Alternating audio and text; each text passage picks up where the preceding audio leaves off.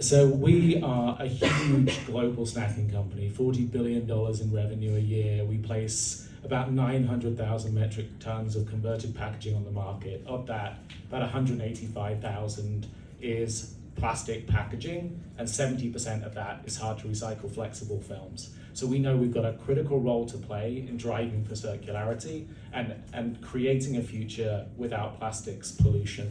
But at the same time, I have the unpopular role of taking really simple questions and providing very complicated answers. Because what we need to do is we need to resist the temptation to brainlessly invest in innovation and put things into the market that have unintended consequences and then pull those out. So what we always apply is end-to-end systems thinking. So when we look at a new format or a new material and we think about substituting to that, we think about, well, is that packaging necessary? Is it avoidable? Can we remove it? If we move to that new material, what are the end-of-life consequences in a country context, both today and in the future? So if I took an example like compostable packaging, what's the benefit of me placing that in a market where industrial or at-home composting is very unlikely to scale soon or in the future?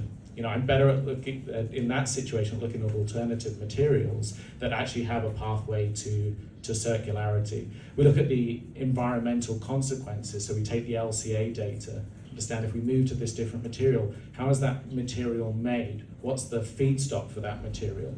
You know, are we diverting potentially from the food supply chain? Are we exacerbating issues of food security? And then we look at the social consequences of the decisions we make as well. So in a lot of developing markets where we see, you know, real issue with leakage into nature, right, we also have an expectation to make our products accessible and affordable. So how do we move to new material innovation in a way that drives a just and fair transition and we can maintain access to and affordability of our products? And look, we absolutely believe in progress, not perfection. So we look at all of that, we understand the intended, unintended consequences of material substitution decisions, and then we determine whether those are manageable and how they're manageable. So as we place things into the market, we're really thinking systems-wide, what are the consequences, how do we minimize those, and how do we make sure we continue to make really good decisions in a mindful, data-driven way that have a positive people and planet impact.